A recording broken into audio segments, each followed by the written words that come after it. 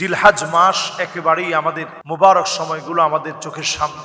এই মুবারক সময়গুলোতে যারা আমরা হাজ্জে যেতে পারি নাই, হজের মৌসুমের মুবারক সময়গুলো আমরা পাই নাই, জিলহাজ মাসের বরকতপূর্ণ আমলগুলো আমরা করার চেষ্টা করি। লা ইলাহা ইল্লাল্লাহু ওয়াহদাহু লা শারীকা লাহু লাহুল মুলকু ওয়া লাহুল হামদ ওয়া হুয়া আলা কুল্লি শাইইন কাদির। এটা আরাফার দিবসের দোয়া। এটি লা ইলাহা ইল্লাল্লাহ লা ইলাহা ইল্লাল্লাহ লা ইলাহা ইল্লাল্লাহ। এটা আমরা সবসময় পড়তে পারি। পুরো জিলহজ জুড়ে যিকরের কথা রয়েছে। তো এই জিলহজ জুড়ে আমরা লা ইলাহা ইল্লাল্লাহ বেশি বেশি করার চেষ্টা করব।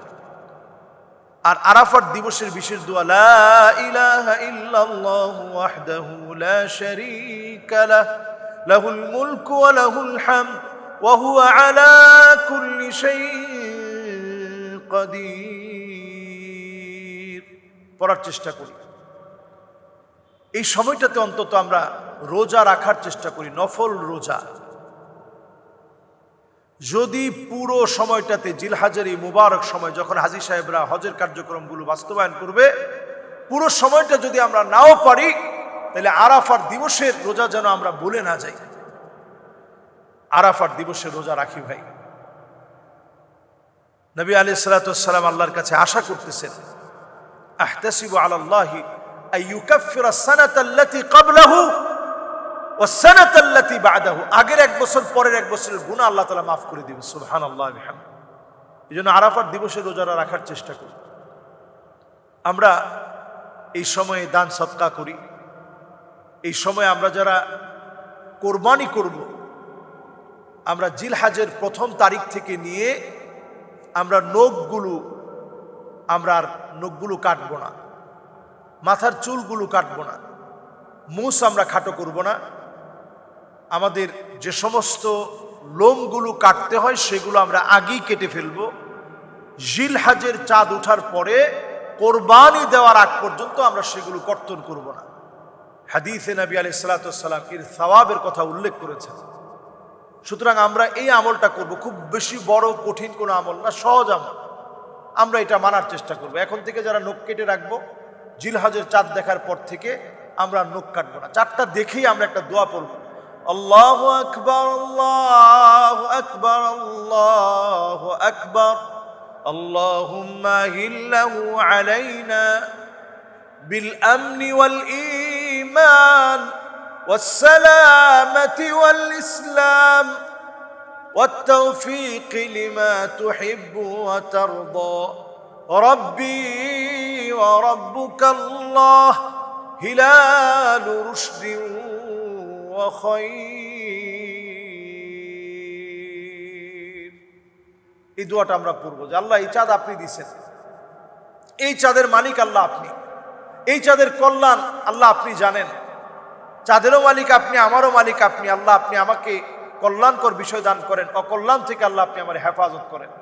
আল্লাহর কাছে এইভাবে করে আমরা দোয়া করার চেষ্টা করব। প্রতিনিয়ত আল্লাহর কাছে চাওয়ার চেষ্টা করব। আল্লাহর কাছে কামিয়াবির জন্য দোয়া করব বেশি বেশি।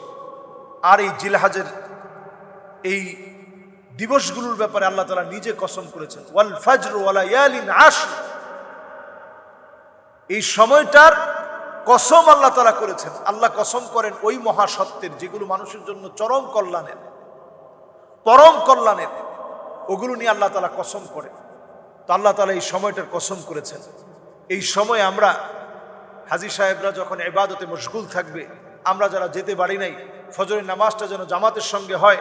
ফজরের নামাজটা জামাতের সঙ্গে পড়ে আমরা একটু সূর্য ওঠার পর, হারাম ওয়াক্ত শেষ হওয়ার পর ইশরাকের 2 রাকাত নামাজ পড়ি। এতটুকুন আমল করে যদি আপনি ঘরে যেতে পারেন, নবী আলাইহিস সালাতু ওয়াস সালাম বলছেন তাম্মা তাম্মা তাম্মা, 3 বার বলছেন। পরিপূর্ণ হজ আর উমরা করলে যেমন সওয়াব হবে, সমপরিমাণ সওয়াব বান্দার আমল নামে আল্লাহ তাআলা দিয়ে দিবেন। সুবহানাল্লাহ বিহামদিহি। এরপরে আমল কি?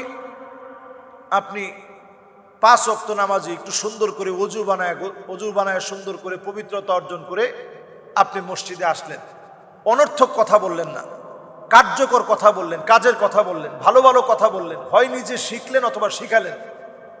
নবী আলাইহিস সালাতু ওয়াস সালাম বলতেছে আজরুহু কা আজরি হাজ্জিল মুহরিম, ইহরাম পরা অবস্থায় যেই লোকটা হজ করলো সে যেমন সওয়াব পাবে, মসজিদে যে এসে সুন্দর সুন্দর কথা বললো শিখলো সে সমান পরিমাণ সওয়াব পেয়ে যাবে। সুবহানাল্লাহ। এই জন্য আমরা এই আমলগুলা করব। আল্লাহর কাছে আমরা প্রতিনিয়ত নিয়ত রাখবো যে আল্লাহ আমি হজে যাব, আল্লাহ আমি উমরা করব, মন থেকে নিয়ত রাখবো। যদি আপনি যেতে নাও পারলেন, এর মধ্যে মালাকুল মউত চলে আসলো, আল্লাহ তাআলা বলবেন ফেরেশতারা লেখো। কি লিখবো? আল্লাহ উক্তুব, লেখো। কি লিখবো? এই লোকটা নিয়ত করছিল হজ করবে কিন্তু সে পারে নাই। কাতাবাল্লাহু লাহু হাসানাতান কামিলা, পুরাপুরি হজ করলে যেমন সব হতো সম পরিমাণ সব বান্দার আমল নামে আল্লাহ দিয়ে দিল। সুবহানাল্লাহ। এই জন্য এই মুবারক সময়টাতে আমরা ইবাদত বন্দেগী, জিকির, আজকার, পশু কেনা থেকে শুরু করে যত কাজগুলা করব এই সবগুলো ইবাদতের মধ্যে গণ্য হবে। আল্লাহ তাআলা আমাদেরকে এই জিলহজের মুবারক সময়ে নফল রোজা সহ আমাদেরকে প্রত্যেকটা ইবাদত সুন্দর থেকে সুন্দরভাবে করার তৌফিক আল্লাহ তাআলা দান করুক। আসসালামু আলাইকুম ওয়া রাহমাতুল্লাহি ওয়া বারাকাতুহু। দর্শক, আপনারা নিশ্চয়ই দেখেছেন যেটি এখন প্রশ্ন আকারে আমাদের মাঝে এসেছে যে মুহতারাম, আসলে আলিঙ্গন করতে করতে যারা নেশাজাত দ্রব্যাদি যেমন হেরোইন, আফিম, গাঁজা, মদ সেবন করেছে তাদেরকে আলিঙ্গন করতে করতে মিউজিক বাজিয়ে তাদেরকে অ্যারেস্ট করা হয়েছে। আসলে এটি আমাদের জন্য, আমি মনে করি বাংলাদেশে এটা নতুন না। হঠাৎ করে একটা বিষয় বাংলাদেশে ট্রেন্ডিং হয় এবং অল্প কিছুদিন বা কয়েকদিন এটা খুব চলমান থাকে, পরে এটা আবার নিষ্ক্রিয় হয়ে যায়। তবে সরকারের এখন যে বিষয়টি আমাদের চোখে পড়েছে, সরকারের এই দিকটা অনেক সুন্দর। মাদকদ্রব্যকে একেবারে নিয়ন্ত্রণের জন্য এই যে আপনারা পদক্ষেপগুলো নিচ্ছেন এটা খুব ভালো। তবে আমি আজকের এই ভিডিওর মধ্যে দিয়ে এই তথ্যটা দিতে চাই, নেচে গিয়ে গান বাজিয়ে যেভাবে হঠাৎ করে গিয়ে আপনারা অ্যারেস্ট করতেছেন, এটা খুব বেশি বাংলাদেশের সুফল বয়ে আনবে না। একটা আইন শুধু বাংলাদেশে আপনি পাশ করেন যে মাদকদ্রব্য এটা নিয়ন্ত্রণ না বরং নির্মূল করতে হবে। এটা মুসলিম দেশ, এটা বাংলাদেশে 92% মুসলমান আছে। হ্যাঁ, অমুসলিমরা যদি কেউ নেশা করতেই চায়, মদ খেতেই চায়, তার লাইসেন্স থাকবে। কোনো মুসলিম মদ খেতে পারবে না। মাদক তাদের জন্য নিষিদ্ধ। আল্লাহ তাআলা যা নিষিদ্ধ করেছে এই একটা বিধান যদি বাংলাদেশে আপনি বাস্তবায়ন করতে পারেন, আমি বর্তমান প্রধানমন্ত্রীকে বলবো এই একটি বিষয় যে মদ বাংলাদেশে নিষিদ্ধ। এটাকে শুধুমাত্র নিয়ন্ত্রণ নাম দিয়ে কিছুদিন আছে, আবার কয়েকদিন পরে দেখা যায় নিয়ন্ত্রণটা হঠাৎ করে আর নিয়ন্ত্রণ থাকে নাই, এটা দড়ি ছিঁড়ে আবার বেড়ে গেছে। যেটা বাংলাদেশে হয় যে কয়েকদিন খুব সুন্দর নিয়ন্ত্রণে চলতেছে। ডায়াবেটিস যেমন হঠাৎ করে নিয়ন্ত্রণে থাকলে দেখা যায় যে খুব কয়েকদিন ভালো, সুগারটা এখন নিয়ন্ত্রণে আছে, এখন একটু একটু মিষ্টি খেতে পারে। কিছুদিন পরে যখন বেড়ে যায় তখন আর কিছুই খেতে পারে না, যে না না এখন আর কোনো মিষ্টি খেতে পারবে না। তা আমাদের দেশে মাদকটা এমন হয়ে গেছে, এটা অনিয়ন্ত্রিত হয়ে গেছে। মাদক সম্রাট যারা, এদেরকে আগে আপনি নির্মূল করেন, চিহ্নিত করেন। এক সময় যেভাবে র্যাব নামে বাংলাদেশের চিহ্নিত সন্ত্রাসীদেরকে নির্মূল করা হয়েছিল, বাংলাদেশে নতুন কোনো পদক্ষেপ নিয়ে মাদককে এইভাবে একেবারে নির্মূল করে ফেলেন। শুধুমাত্র নিয়ন্ত্রণ না, বাংলাদেশে একটা অধিদপ্তর আছে, মাদক দ্রব্য নিয়ন্ত্রণ অধিদপ্তর। এটি আমি মনে করি আল্লাহর কোরআনের স্পষ্ট বক্তব্য বিরোধী। আল্লাহর কোরআন কোনোভাবে এটাকে নিয়ন্ত্রণ করতে বলে নাই। কোরআনে মদ একবারে নিষিদ্ধ হয় নাই, 3টা স্টেপে আল্লাহ তাআলা নিষিদ্ধ করে দিয়েছেন।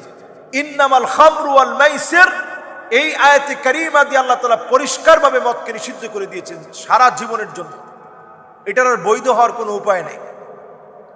যে এখন তো আর আগের মতো পচায় এরকম বানায় না, এখন খুব মেডিসিন দিয়ে ভালো বানায়, কোনোভাবেই এটার খাওয়ার কোনো সুযোগ নেই, হারাম। টোটালি আল্লাহ তাআলা নিষেধ করে দিয়েছেন। এই একটা আয়াতে কারিমা মেনে যদি আপনি মদকে যদি নিয়ন্ত্রণে না রেখে এটাকে নির্মূল করে দিতে পারেন, অর্থনীতিতে দেশ এগিয়ে যাবে।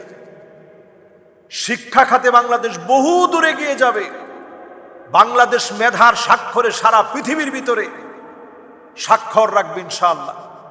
বাংলাদেশের সবচেয়ে বড় সমস্যা এখন এই মাদক দ্রব্য বা এই ড্রাগ অ্যাডিকশন। বাংলাদেশের সবচেয়ে বড় সমস্যা এখন গ্রামে গঞ্জে অলিতে গলিতে এখন মাদক সমস্যা।